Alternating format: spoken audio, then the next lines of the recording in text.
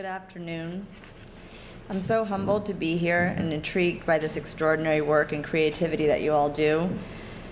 I have to say that when Dr. Goldman contacted me, my first response was one of hesitation. I know little about neuroscience, although my favorite course in undergraduate work was biology of the brain as it related to my psychology major. And I have always questioned what makes someone creative. I've been thinking about those questions less lately, just letting myself live in my life creatively, focusing on the making and the showing up and the listening. I've had many years of living creatively, but in the past I wondered if I had what it took to make, which I know now was a critical learned response. We are all creative. We are born curious. I had to relearn this with my young children. There are no bounds, no rules, and no mistakes that aren't a gift when you are a very young child.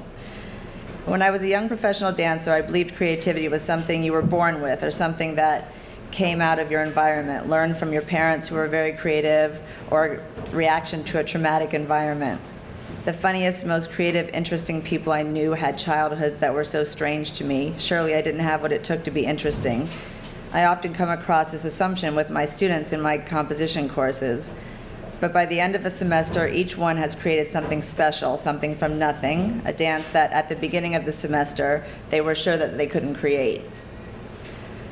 So Dr. Goldman's email got me thinking about creativity. I couldn't get the subject off my mind. What is the neuroscience of creativity? Could I learn to be more creative? Is there a way to manipulate my neurology so that the next dance I make is something that no one else could ever imagine, a transformative piece of art that connects and changes the people that see it? I began to think about how I define creativity, and I came to agree that a performer, choreographer, and educator might have an interesting perspective to offer research in this area. I wrote this presentation primarily before reading much of the research. I wanted to give you all my perspective. I was hoping my experience would stay uninfluenced by the past scientific research done with dancers, and I imagine it must be very complex to define different types of creativity for dancers, let alone actually capture with imaging what is occurring in the brain. How do you get around the strong and integral movement component of dance and the very complex psychological processes that artists live in when they create? It seems to me the biggest challenge would be defining such a subjective, experiential, full-bodied process. I think of creativity as the ability to make something new, something from nothing, to go against the known or to think out of the box. I'm an artist. I make dances. I attempt to make dances the movement and structure that hasn't been seen before. I try to make movement in my work that is not derivative of another style, movement that is new to the viewer and myself. I strive to make work that connects with the observer in a way that they might not be able to define, but that they can feel. I make work that has been described as poetic, imagistic, bold, absurd, and a few other adjectives I won't repeat here. The thing that makes dance a little different than other art forms is the use of bodies in space, real human beings rather than images. And movement in the body can change what happens in your brain. But also, as someone who has studied dance her entire life, I can experience movement while at the same time consciously noticing a pattern and attempt to manipulate, transform, or change it in some way so as to discover something new in my experience. So in this sense, I'm lucky. I get to practice creativity in every moment if I choose to pay attention to the details of the movement. Early in my performing career, I don't know if I could call myself an artist. As a student of dance and later as a young professional dancer, I was concerned with how well I did the step. My execution of the form and what it looked like to others was my main focus. I did come from a ballet world with its hierarchies and rigidity, which are represented both in the individual body and in the community of constantly being auditioned or judged. For me, this practice involved little to no creativity, or maybe I should say a different kind of creativity, as I was primarily concerned with replicating movement, shapes, and patterns. I was working from the outside in. I was a good technician, fast and precise, but there was so much missing for me in the process. I could have engaged more creatively, but at that point in my life, the focus was how it looked and doing it right. I wonder if different parts of the brain are activated when working from a place of knowing rather than working from a place of not knowing. What is the importance of creativity in performance, and what does it mean to be creative when it comes to performance? When I was a young dancer, as I said, I was interested in doing. This was not optimal and lacked something crucial in performance. Creativity allows for feeling the moment, living in the work. The best dancers are the ones who are living in the work. I imagine they are employing many more neurological connections to create a fuller experience in their performance, not just doing the steps perfectly, but feeling and playing with the musicality of the work, living in each moment of the piece fully as a human and less as a technician, employing emotion, subtlety, being grand and vulnerable, or being grand and vulnerable rather than doing grand and vulnerable. Later, I danced with modern choreographers who collaborated with the dancers, and we were, as dancers, were engaged in the process. We were part of the making, and something began to open up in me.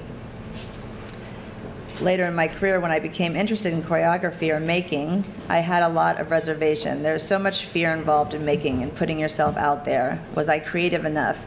Did I have the special something in my makeup, in my DNA? Was my family life screwed up enough to use to generate new perspectives, new ideas, new combinations of opposites that would intrigue an audience member that I so desperately wanted to connect to? I questioned everything and things began to get messy. So I went from a feeling of order and knowing with safe and precise execution to the chaos of trying to create something from nothing. Now as a choreographer, I'm interested in the unknown. I've learned to embrace the chaos, and my experience has taught me to have faith that the thing will get made. I don't want to repeat myself or anyone else. I want to find something new that moves me and can move many. I make dances to connect with other humans. I open myself up to a situation and try to experience something in that moment with the audience and my fellow dancers. I practice creativity in many ways. Dance is experiential, and so many complex psychological processes occur when you move your body. And the moving body is so extremely dynamic, I wonder how the imaging can record all of this complexity.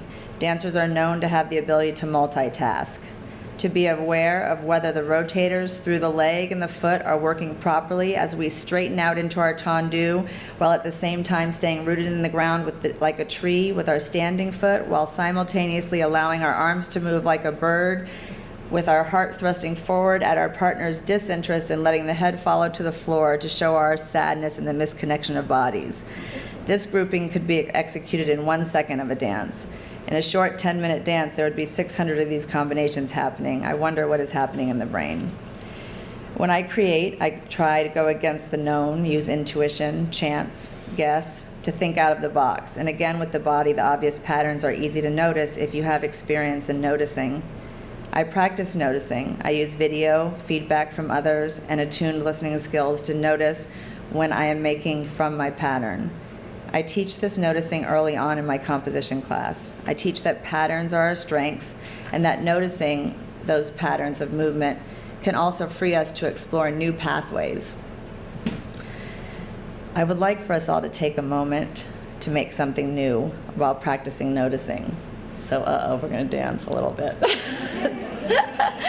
So I was thinking, because it's so crowded in here, maybe we could just stand up and pick a partner next to you. So there's just the person next to you, so everybody has to do it. Dr. Jung. So we're just going to keep it gestural or in your body. So Sadie, go next to the person next to you. Yeah. Okay, so this is what we're going to do. Something very simple, but you have to listen to the cues. Oh, you have to introduce yourselves. So you're going to choose one person that is the mover in your duet, and one person that is the director. Okay? One person's the mover, one person's the director. You can fight over that. And then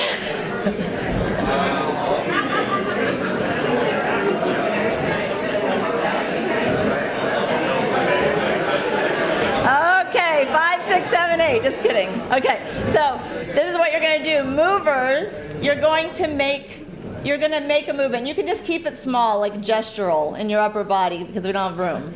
But you're going to make a move that is a certain mode, and you pick the mode. It can be an action word, it can be wiggly, it can be flying, it can be anything you want, but it has to be one mode. Don't go into a bunch of modes. You know what I'm saying?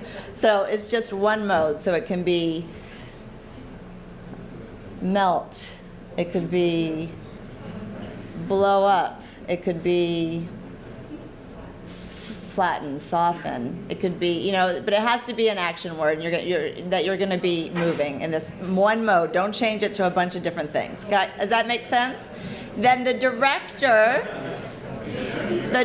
you can do it even just with your hand if you want. Like this could be one thing. I'm just doing this. Right? And then the director is going to tell us this is the director's job, they're going to tell us to either pause, repeat, change, or continue. Because you need continue, because after you pause, you won't continue unless they tell you to do it. So if somebody tells me to change, I have to change. And it has to be something that is different than what you were just doing. If they say change again, I have to change again.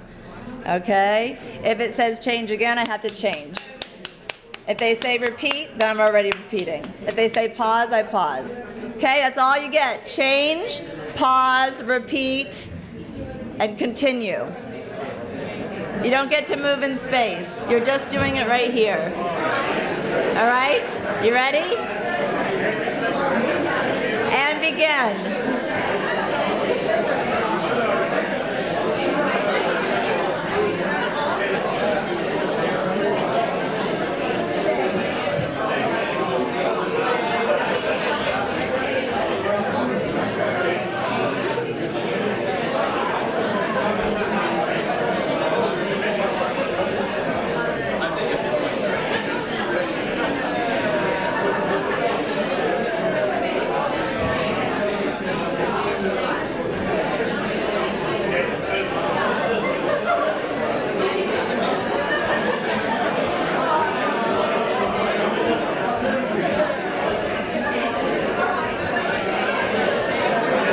Find an ending, find an ending, pause, find an ending. Good, find an ending. All right, good, everybody can sit down. Very nice job, sit down. Some people chose to have conversations and not do it, it's okay. Some interesting movement.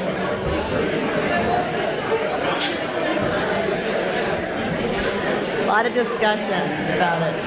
Good. So this kind of exercise, that's a very simple exercise, but where you can notice when your director tells you to change, when the person tells you to change, what a challenge it could be. There are patterns, even maybe cousins to movement, and just try to find something new. We do these kind of exercises to sort of notice that we're doing something that's maybe a cousin of something else and it's not really something different, or to notice what it relates to, or to try to get out of our own patterns after noticing them. So thank you for doing that. More people did it than I thought would. I use innumerable strategies for creating, and I make new approaches with each dance I create. Some past attempts have included abstracting an idea with movement, other images from life, with form, the way you put sections together in a dance. I've started with questions around an object, a subject, and followed with creating the movement answers. I've used Brian Eno's oblique strategies, and I've simply followed a strong aversion, feeling, or impulse. Impulses can come in many forms: sound, inner feeling, reactions to other bodies, smells, sight, emotion, social, historical, architecture. I practice listening and creating in the moment through improvisation, which is what you guys just did. Improvisation is how I explore, how I open up and try movement I think I can't do, I've never experienced, or how I explore different ways of expressing myself. When I look back and when I watch my children, I realize we are all improvisers in the beginning. I also study and teach contact improvisation. I'm not going to make you do that today. There's not enough room. Contact improvisation is a movement form of managing the moment by using the senses. Listening and responding nurture the seeds of this ephemeral form. One waits for the impulse and acts with movement. Impulses may come in many forms: sound, sight, smell, weight, emotion, etc. But in contact, we use weight to connect with other bodies.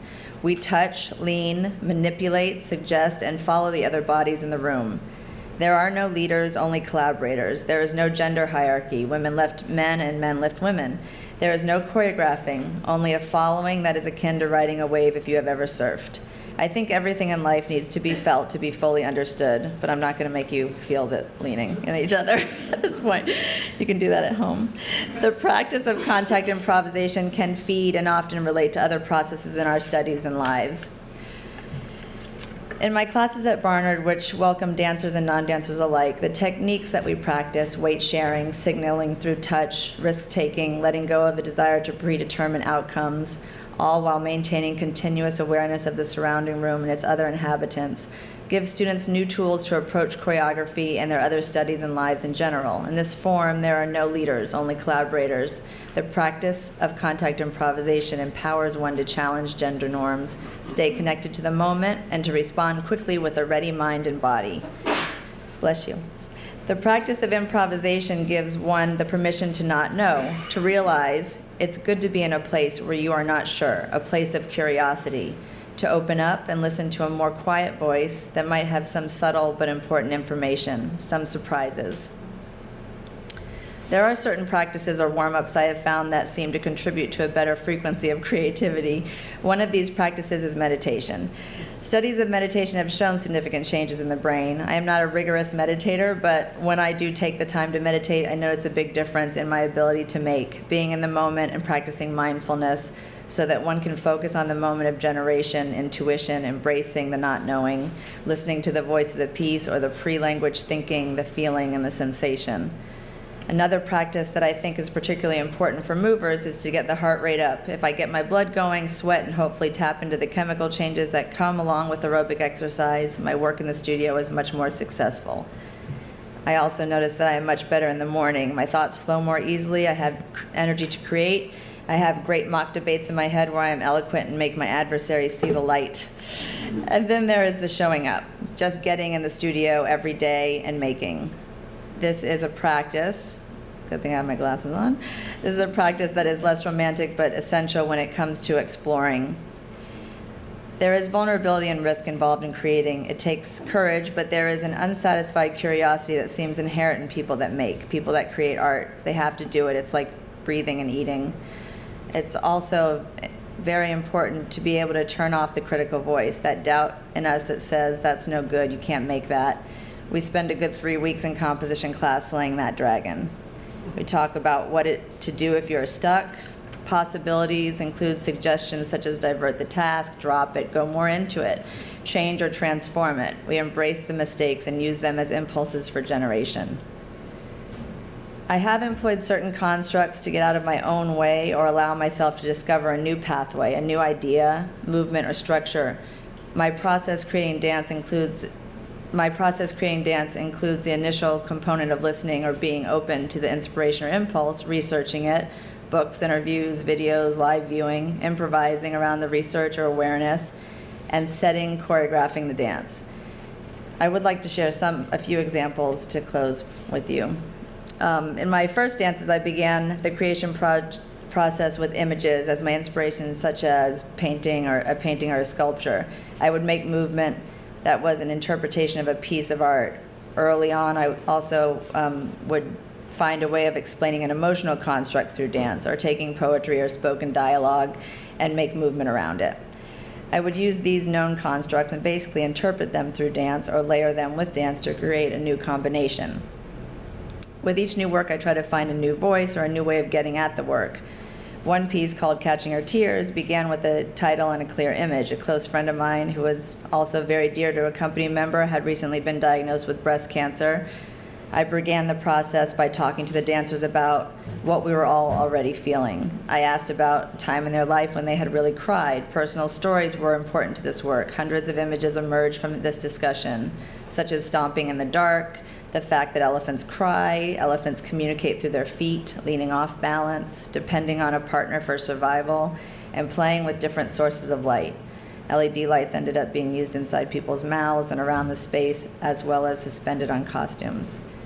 In 2009, I created Winning You with Words, This Is How We Fall, a work I made with my musician, Christopher Lancaster, that utilized the obstruction techniques of a collaboration developed by the Danish filmmaker Lars von Trier in his film The Five Obstructions. I, along with Chris and the costume designer, experimented with control and authorship. placing deliberate roadblocks to each other's creative process. For example, I told Chris he had to use his voice as if it was his cello, and in the same section he instructed me to make a dance with people's faces on pillows. And because of his instruction, I made a duet with two people where they had to hold the pillow between their faces as they lifted each other and flew through the space. I think the collaborative and restrictive nature of this process on winning with words pushed me to start from a place of improvisation with the next piece.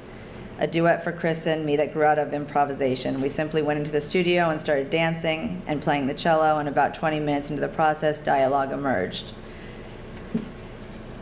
Recently, my work has become more politically driven.